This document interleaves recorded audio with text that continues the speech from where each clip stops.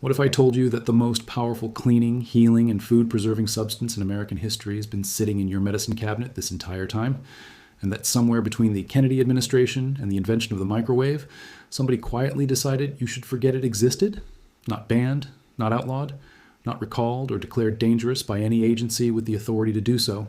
Just buried.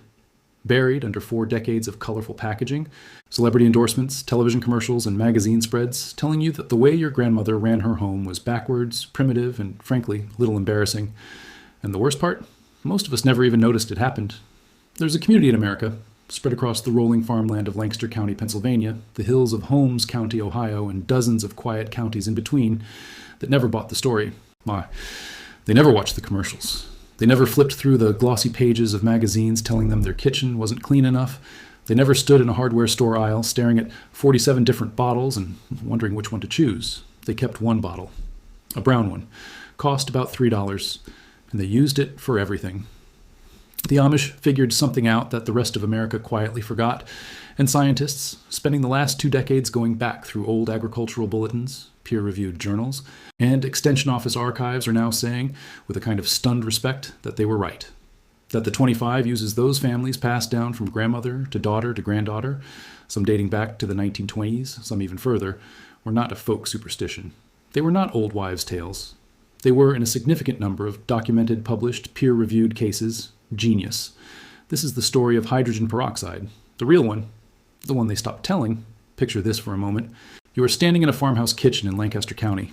The year is 1962. The counter is clean wood, scrubbed pale. There is no row of spray bottles under the sink, no basket of specialty products in the laundry room, no cabinet stuffed with half-used tubes of things you bought once and never finished. There is a wooden shelf above the sink, and on that shelf sits one small brown bottle with a white label.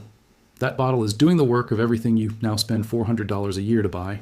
And the woman standing at that counter, who raised 8 children on a working farm, who kept a kitchen clean enough to prep and preserve food without a single case of foodborne illness in a decade, knows exactly what that bottle is capable of. She learned it from her mother. Her mother learned it from hers.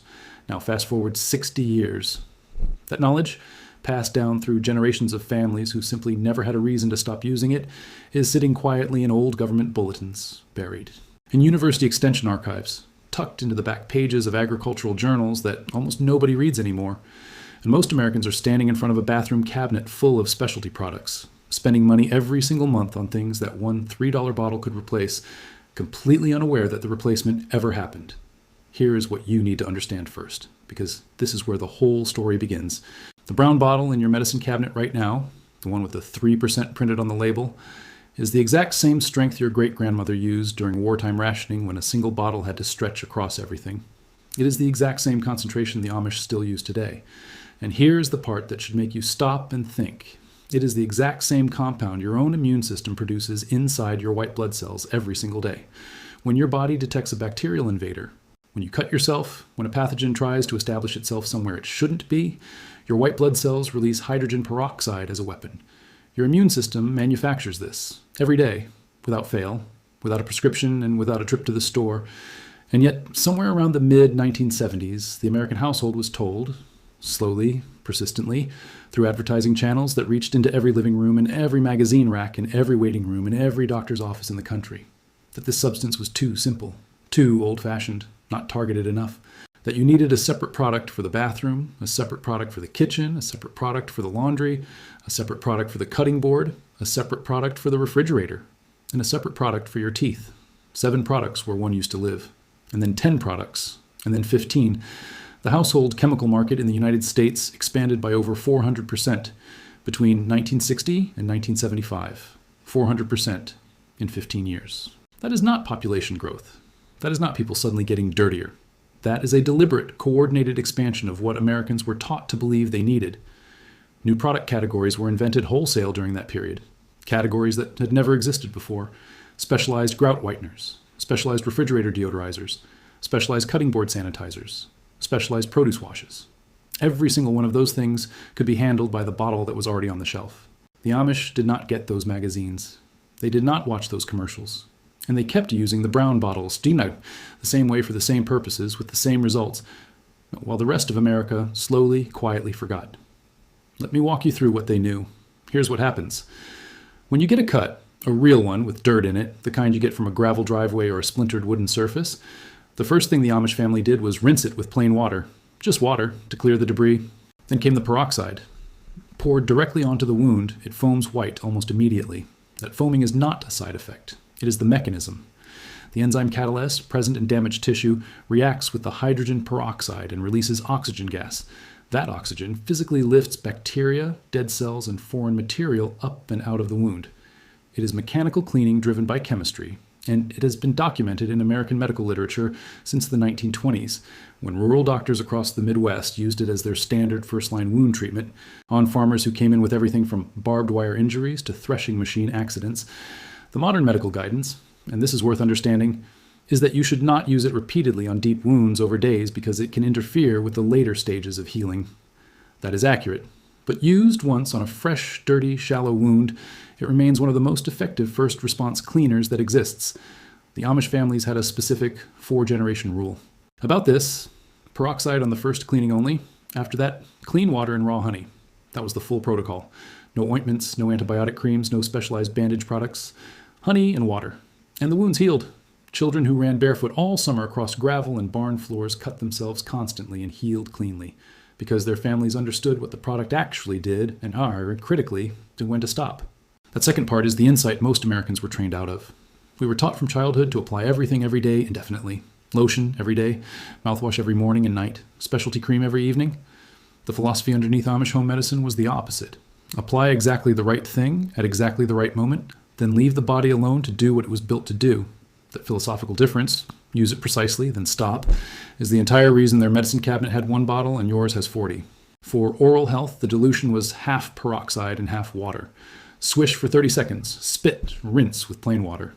It addresses the bacteria responsible for gingivitis at the source. A peer-reviewed study examining a toothpaste formulated with 1% hydrogen peroxide and baking soda demonstrated measurably whiter teeth after 6 weeks of daily use.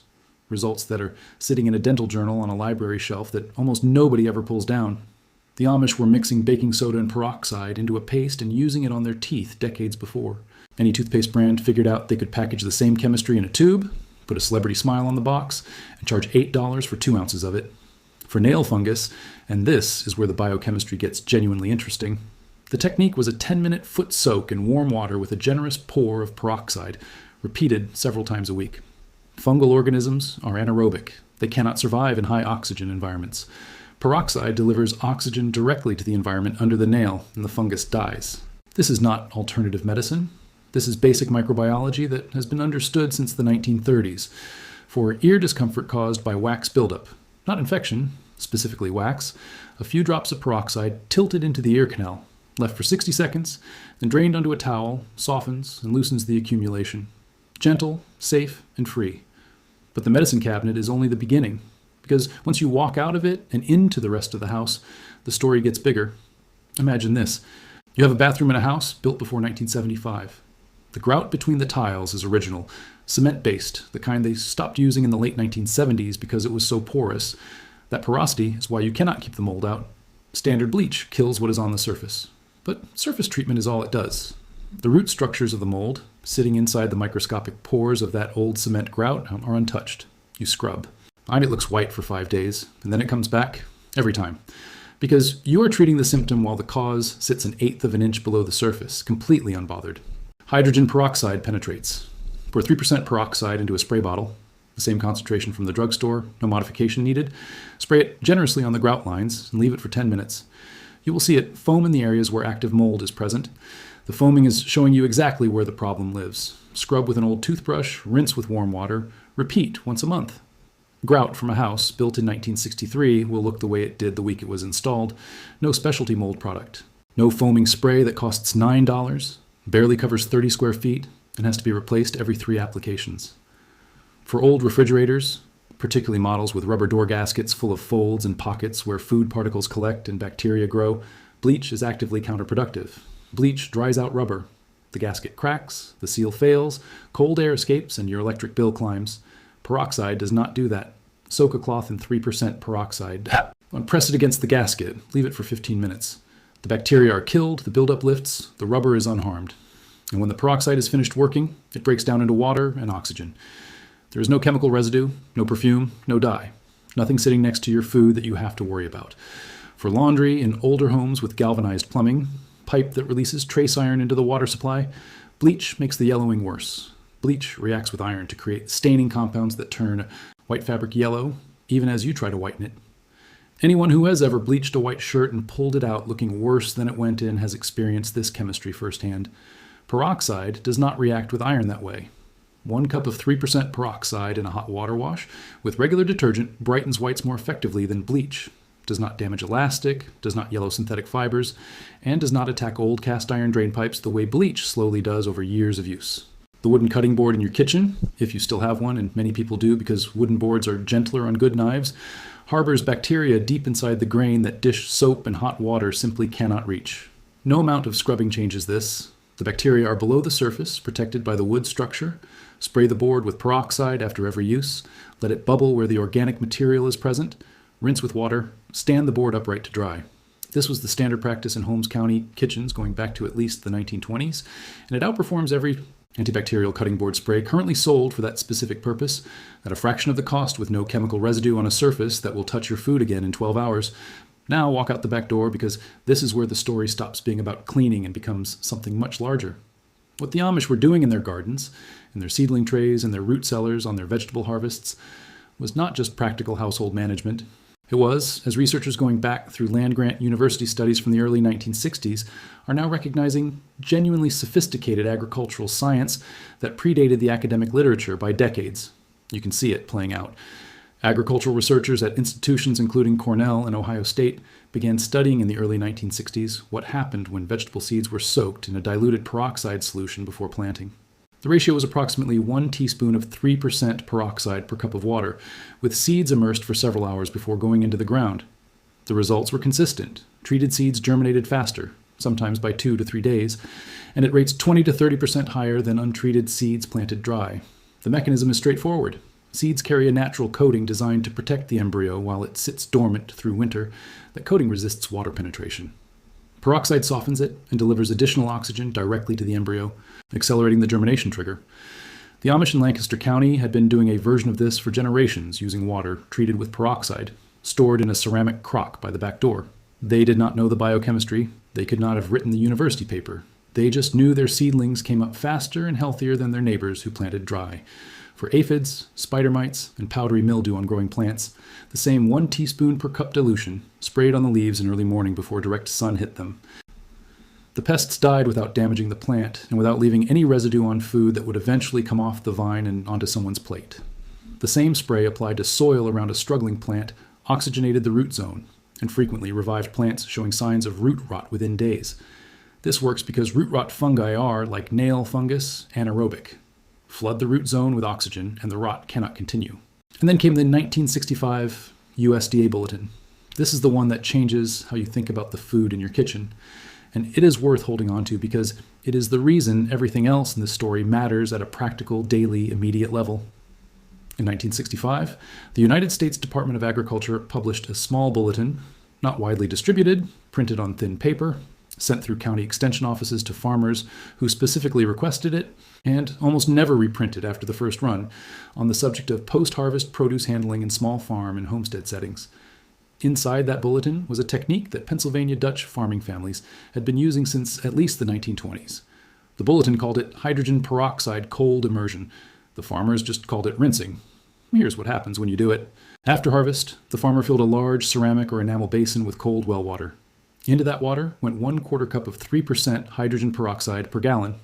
The vegetables, leafy greens, tomatoes, strawberries, cucumbers, went into that basin for 5 to 10 minutes, then were drained on clean cloths and moved to the cool cellar. That was the entire process. No special equipment, no refrigeration technology, no vacuum sealing. A basin, cold water, a splash of peroxide. The results documented in that bulletin and confirmed by smaller agricultural studies in the years following were extraordinary by any reasonable standard. Treated strawberries that normally lasted 4 days in storage lasted 12. Lettuce that wilted within a week stayed crisp for 3. Tomatoes held their firmness for nearly a month. Cucumbers that typically turned to mush within 10 days stayed firm for 3 weeks. The mechanism is now clearly understood. The peroxide kills the surface mold spores and bacteria responsible for spoilage from the outside in. Remove those organisms, And the vegetable decays only at its own internal biological pace, which is dramatically slower. The product was never failing. The surface contamination was doing the damage, and one brief soak eliminated it. The Amish families who were visited over 2 decades, the ones across Lancaster County and Holmes County and the quieter counties in between that most Americans will never drive through, every single one of them had a basin in the back room, a bottle of peroxide on the shelf, and produced that outlasted anything available at a commercial grocery store. They did not call it anything special, they called it rinsing, and they had been doing it long before any government bulletin gave it a name. This is where Secret Vault comes in, because the research that surfaces stories like this one does not come from press releases. It comes from dusty Extension Office archives, from agricultural bulletins printed in editions of a few hundred copies, from peer-reviewed studies published in journals that the marketing departments of household product companies have no reason to ever mention. The information was never secret in the legal sense. It was never classified. It was never suppressed by any government order. It was simply allowed to fade, systematically crowded out by product launches and advertising campaigns and the manufacture of new consumer categories that turned one problem into 15 products. Between 1970 and 1990, every major gardening brand stopped referencing multi-purpose peroxide techniques in their literature and started selling individual targeted products for each garden problem. A fungicide product, a germination booster, a root health supplement, a produce wash with a celebrity endorsement and an $8 price tag.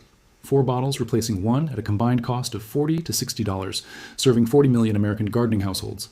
A product category worth billions that the 1965 USDA bulletin had already made unnecessary, if anyone had kept reading it. A 2003 study, published, peer-reviewed, available in any university library, found that peroxide solutions significantly reduced E. coli and salmonella contamination on produce surfaces. That science has been public for over 20 years. But you will never see it printed on the peroxide bottle because the peroxide bottle is regulated as a first aid product. And the produce wash industry, with its carefully designed packaging and its influencer partnerships, has no reason to direct your attention to a government bulletin from 1965 that renders its entire product line redundant.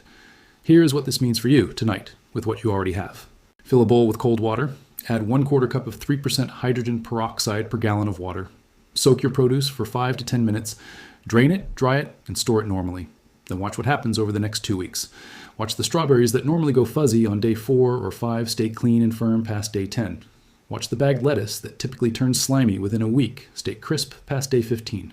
Watch the tomatoes on your counter. Hold their firmness for 3 weeks or more. Then calculate what you have been spending every month on, produce you were throwing away, and understand that the reason you were throwing it away was never the produce's fault. It was surface contamination that a 5-minute soak in a $3 bottle's contents would have eliminated entirely. This is what was quietly set aside, not through any dramatic act of suppression, not through a government conspiracy or a single villainous corporate decision, through something much more mundane and much more effective. The simple manufacture of new consumer habits, new product categories, and a persistent cultural message that the old ways were inferior, dangerous, primitive, the habits of people who did not care enough about their families to buy the new color-coded bottles in the new color-coded sections of the new color-coded cleaning aisle. The Amish never heard that message. They never sat in front of a television watching a smiling housewife explain why her kitchen was cleaner than her neighbor's because she had discovered the new specialized refrigerator deodorizing spray.